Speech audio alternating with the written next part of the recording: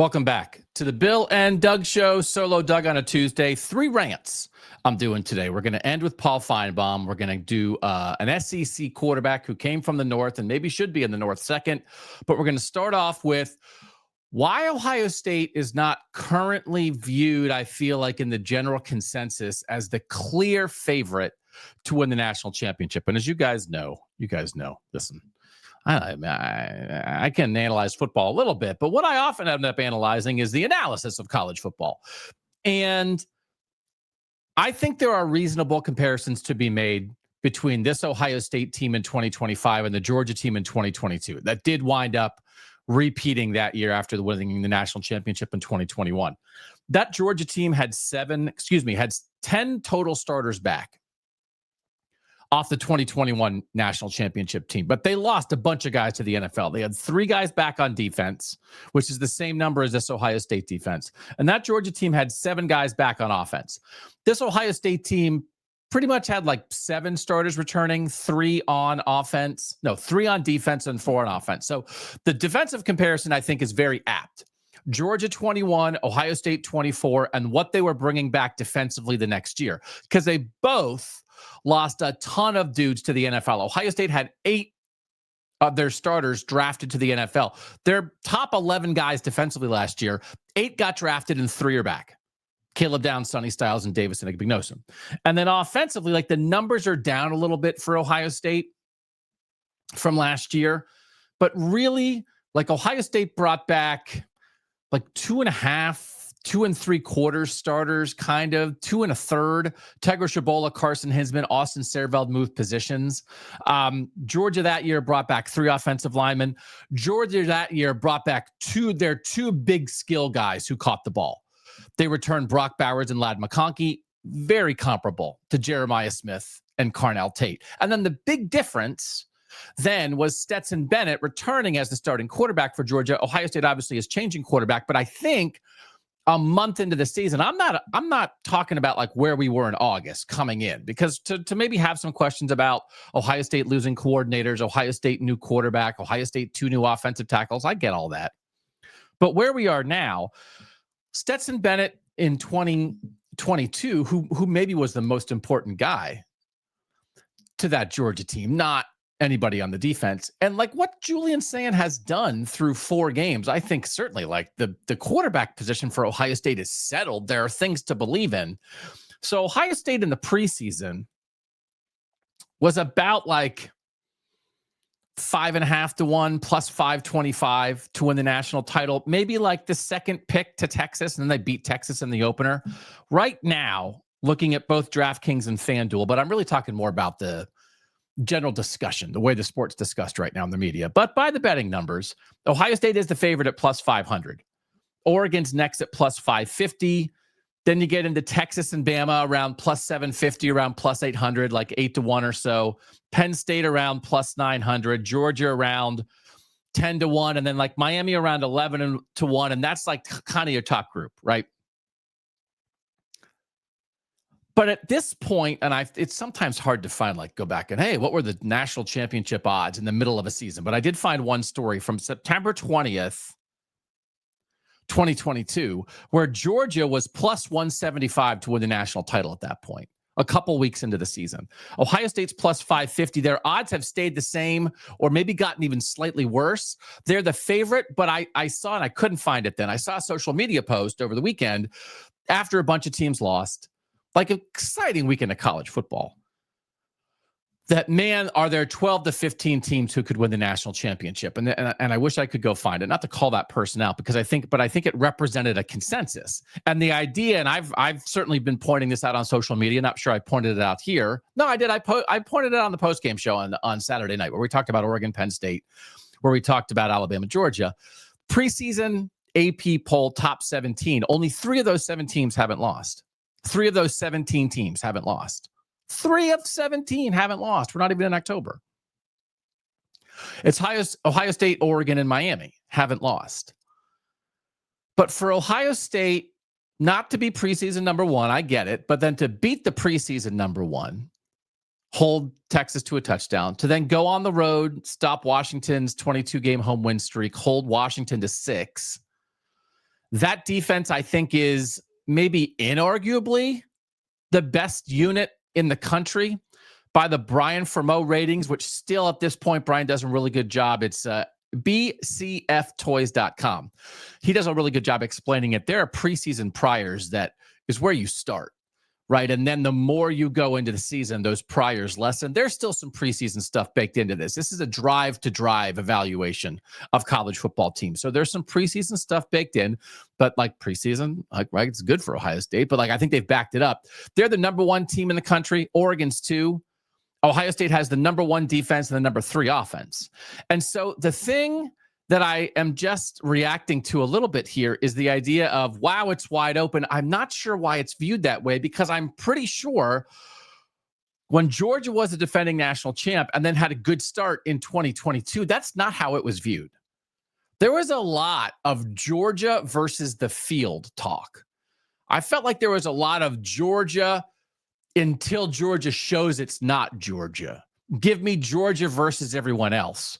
And I'm just a little surprised that that's not the, feels like to me, if you disagree, if you think this is the conversation, please tell me in the comments. Please find me on social media or go to our Substack, billandougosu.substack.com, and let me know. But I think a reasonable conversation is it's Ohio State until proven otherwise. Now, Oregon would have a lot to say about that. But I don't think it's wide open, actually. I think the SEC is wide open.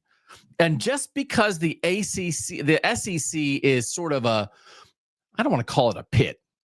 I don't want to call it a swamp. Now I'll call it a pit and a swamp of solid but not great teams. I think we're going to maybe talk about that on our playoff bracket show on Tuesday night. Who's the best team in the SEC? Because that answer is difficult does not mean the answer to who's the best team in the country, who's the favorite, who is viewed as they're the team to beat until proven otherwise. That to me is not difficult. So I think it can be confusing for the sport to try to talk about itself when there's not a clear SEC team, but there is a clear team. Maybe a clear 2, maybe a clear 3. But Miami and Mario Cristobal, this team, they haven't done it. If you want to get totally on board with Dan Lanning, I get it. But Ohio State also blew them out in the playoff last year. But I don't know what's holding you back, what's holding anybody back in the conversation around Ohio State. And Ohio State doesn't have to be mad about this. I just find it a little bit odd. And I think it would not be this way if it was an SEC team. Because what is happening is the defense was the bigger question coming into the year for Ohio State with only 3 starters back and a new defensive coordinator. The defense is the certainty right now. The defense has the highest, certainly I would think the highest stop rate in the country. They're not allowing anybody to score. They're forcing punts. They're forcing turnovers on downs. I think they're 84% stop rate. They're not forcing a ton of turnovers, but they're allowing 5.5 points per game. Now, that's a shutout for Grambling State, but that's also 7 against Texas and 6 against Washington, who are otherwise pretty high-scoring offenses. So the defense is the certainty, and then the offense is controlled and mature, as I've written on Substack. And so what they haven't been is explosive, but they have the most explosive player in college football. And the quarterback, the young quarterback's not making mistakes, and the offensive line's not giving up sacks and not getting blown off the line. So like the thing that actually at the moment Ohio State maybe needs to get better at the most is the thing they are most equipped to get better at, which is be explosive offensively, because they have Jeremiah Smith and Carnell Tate. They have the most explosive receiver duo in the country. And it's like, oh, I don't know. Is Ohio State going to be explosive? It's like, what do you mean? They have the ability to be that as much as anybody when they decide to be that. And in the meantime, if that is being taken away, if that is not the focus of how they're trying to win, they are winning in these other ways. So I find it interesting because I'm always on the lookout for comparisons between the Big Ten and the SEC, between the North and the South, between perception and reality, what is actually happening out there. And I promise you, if the defending national champ team from the SEC held Texas to 7 and Washington to 6, the conversation would be who's going to stop them. And instead it feels like right now the conversation is, man, this is wide open. I don't think it's wide open. I don't think there's a team in the SEC that is the caliber of Ohio State or Oregon. And then I think you also have teams in the North, Notre Dame and Penn State, who have potential, but like have gotten in their own way, can't win the big game, defensive issues, but have potential there, but they're not on the level of Ohio State and Oregon right now. So I think the conversation actually in the national title race is either who's going to beat Ohio State. Ohio State is currently defining the season, or Ohio State versus Oregon collision course. Not wide open. It's not right now. So I don't listen to a lot of the other shows. It's odd for me. I have a hard time listening to other people's opinions about college football. I love other people's opinions on other things, but I just get angry. I either think, well, yeah, if I agree with the opinion, I think, yeah, I agree with that. Why did I listen? What's the point? Or if I disagree, then I get into a boiling white hot rage. So you guys tell me if I'm wrong. But from what my vibe is I don't think Ohio State is viewed as the consensus odds-on favorite, and they're not even betting from a betting perspective, just from a discussion perspective. And I think Ohio State should be viewed as that right now. Okay. Second thing I want to talk about is Trinidad Chambliss, the backup quarterback for Ole Miss, who has started the last 3 games, and his average game the last 3 games is 20 of 32 passing for 325 yards, 14 rushes for 82 yards. He's awesome. He's in the Heisman race. He was the starting quarterback at Division II Ferris State in Michigan last year when Ferris State won the Division II National Championship. He is a Michigan native who had very few offers coming out of high school. And I just cannot believe that a Michigan kid from a Michigan Division II college is leading the SEC is leading Ole Miss to number 4 spot in the polls, and they just beat LSU, and like it's a huge thing right now. And actually, it's almost because the North was too good. So, like, why didn't this happen? For instance, there's a Ferris State offensive lineman who committed to Iowa, right? So why did Iowa get the offensive lineman, but Ole Miss got the quarterback? And Bill and I did this show for our Substack subscribers a couple weeks ago. It actually, I think, is because the North and the Big Ten in particular, was too settled at quarterback. We think right now probably like 15 of the 18 teams in the Big Ten are pretty set at quarterback, like happy with how things have gone so far, at least to a reasonable level. And the 3 that aren't are UCLA, who brought in Nico Iamaleava from UCLA, Northwestern, who brought in Preston Stone from SMU, and Wisconsin, who brought in Billy Edwards Jr. from Maryland and Danny O'Neill from San Diego State.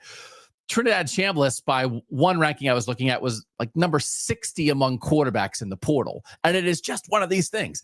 Temple really went after him. Casey Keeler, who had so much success at Delaware, then went south, then came back in as the head coach at Temple. They were all over him in the portal. And all the reporting on this, and a lot of people justifiably so and doing a good job reporting, are writing about Trinidad Chambliss.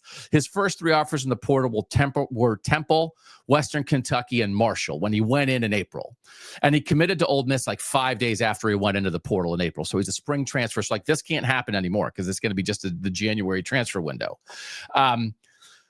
Ole Miss only looked at him as a backup. I think some other teams, maybe even Ohio State, like sniffed around a little bit, but the big time schools were looking at him as a backup. Temple was ready to, by all the reporting, Temple telling people this, ready to give him $300,000 in NIL, ready to build the offense around him. But he chose to be a backup in the SEC instead. And then it's just like, my God, the luck of this, that Austin Simmons, their young guy that everybody was fired up about, unfortunately for him, gets hurt. And now Trinidad Chambliss does this. And I don't know that he's going to give up the job. He has 2 years of eligibility. So he's got this and one more. And that he's not in the Big Ten. It's just like, are you kidding me? But it's actually, if there was more desperation in the Big Ten, Trinidad Chambliss might be in the Big Ten.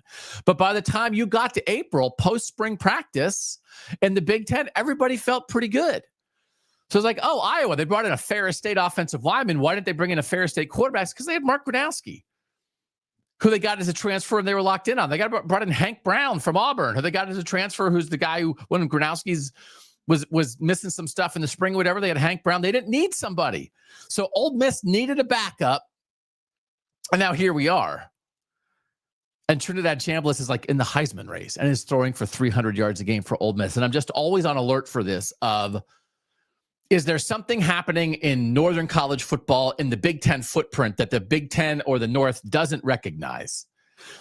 And I'm like almost ready to assign blame in this Trinidad Chambliss situation. He leads Ferris State to the Division II national title. He averaged, he ran for almost 1,000 yards last year. He threw for almost 3,000 yards, 26 touchdowns, 6 interceptions. You knew the guy was good, but the North and the Big Ten missed on him from strength. There wasn't a spot for him.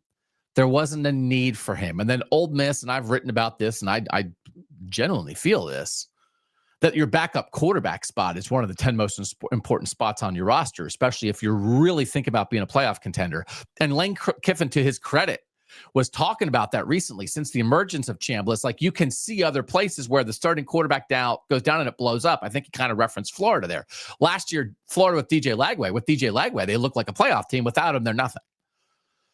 So now they're dealing, and Florida's having another bad year, and Lagway's, I think, still had some injury issues, at least in the offseason. So, but you have to fortify yourself there. So, but I guess I'm not calling out the Big Ten, but it's just like, are you kidding me? Ferris State in Michigan. It's a kid from Michigan who's right here. And he's setting the SEC on fire. But it also is a reminder, and by the way, we have 2 situations in the SEC now where maybe the 2 quarterbacks who are viewed as the 2 best quarterbacks in that conference, Arch Manning at Texas and Garrett Nussmeier at LSU, both have played to middling degrees at time that injury questions have popped up. Like, this guy's not playing that well. I wonder if he's hurt. And they've both sort of had to address that. I think Garrett Nussmeier said recently, like, I'm not going to talk about the health stuff. So maybe they are hurt, and you admire guys who are fighting through things. But Trinidad Chambliss, the transfer from Ferris State, the Michigan native, the former Division II guy, outplayed Garrett Nussmeier, who some people were viewing as the potential number 1 pick in the NFL draft when Ole Miss beat LSU last week. Congratulations to the South. You plucked a quarterback from the North. But I'm almost ranting because I can't rant. Because Temple did everything it could. And in the reporting, you read people reading about this, Temple's like, we knew we had him. We knew we were going to build our program around him. And Ole Miss came in at the last second and swiped him. And it's like, okay. So, like, credit to Ole Miss, but man, what could have been? All right. Last one's this, Paul Finebaum, who I originally, we were doing another show at one point. I said, man, I'd love to be the Paul Finebaum of the North. And, I don't know if it worked out. Has said he's considering a run for Senate. He's 70 years old.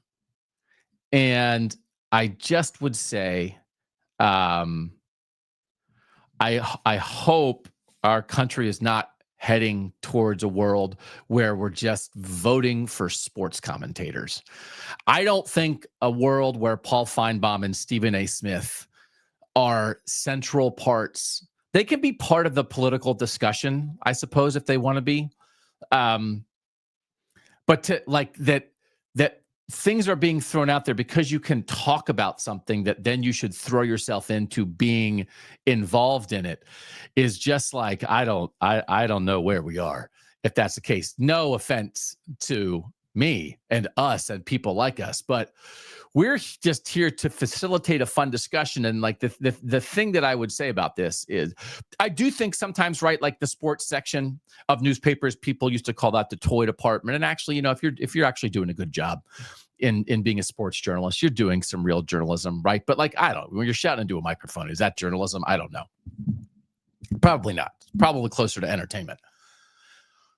But one thing that everybody, I'm certainly not here to tell anybody how to feel, but Paul Finebaum had pointed out that after the tragic death of Charlie Kirk, that he was saying that it was hard for him to do his show that day. And he said he felt numb talking for 4 hours about things that didn't matter to him.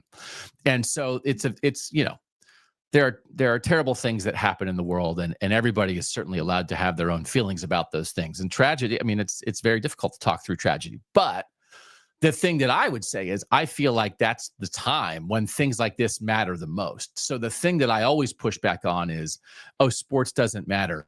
In times of tragedy, in times when people are down, I think that's actually when anybody in this business provides the greatest service, because we are a distraction. We don't matter, but we never matter.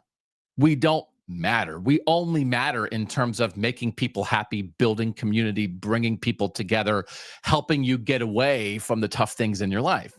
And the thing that is difficult to me is that there is tragedy every day. There are terrible things every day. There are incredibly difficult things that people who are watching and listening to these shows are dealing with on their own that most people know nothing about. And they push through and they find a way, and they get, maybe you never get over it, but you learn to live with it. But then what you are looking for sometimes is, I just want to talk about sports. I just want to listen about sports. I just want to maybe not think about this thing. And that's the only possible role that anybody in this job can have that serves anything. Right? That's the best thing we can hope to do, to take the people who actually matter, who actually do things to make society better, to serve others. Doctors and nurses and paramedics and teachers and garbage collectors and police officers and firefighters and people who work in grocery stores and people who work at restaurants and people who actually keep America moving and people who build things, who work in factories, and people who do cancer research and are in a lab. Like, those people matter. We never matter. But we actually can matter the most when the times are toughest. So it's just a little odd to me to be like, listen, when something terrible happened, and when something terrible happened, my instinct was, I can't do this thing. Let me go run for office because that'll solve it. And it's like, that's not going to solve it. The answer to America's woes, whatever they may be, are not people who talk about sports running for office. So I just hope we can do better than that. I think we can. I think we can have people with a little more expertise. The thing that can be hard is that at its best, what people doing shows like this maybe do best is build community, right? Is allow people to express their opinions, is facilitate discussion, which maybe in politics we don't do well enough sometimes. Build community, facilitate discussion. So then it's like, oh, well, that guy has callers on his show and he wears a tie, so let's vote for him. I just think it's an odd instinct, but the thing is, because the instinct should be, let me dive back in. Ideally, I think, is let me dive into what I actually do, which matters even more when people are going through tough stuff. So anyway, and also with that, I would like to announce that I'm running for Senate in Ohio. Would love your vote. I don't know. I mean, and the other part of this is, and listen, I swing swords around, but I never say things I don't mean. I never say things I don't mean. I do think, I'm not secrets here, but like it's supposed to be interesting. So I would never say something I don't mean, but do you heighten it 10%? And it's not even like, I don't think you heighten the opinion, you heighten the delivery, right? I mean, I don't get quite as squeaky voiced in my normal life. I don't swing swords quite as much in my normal life.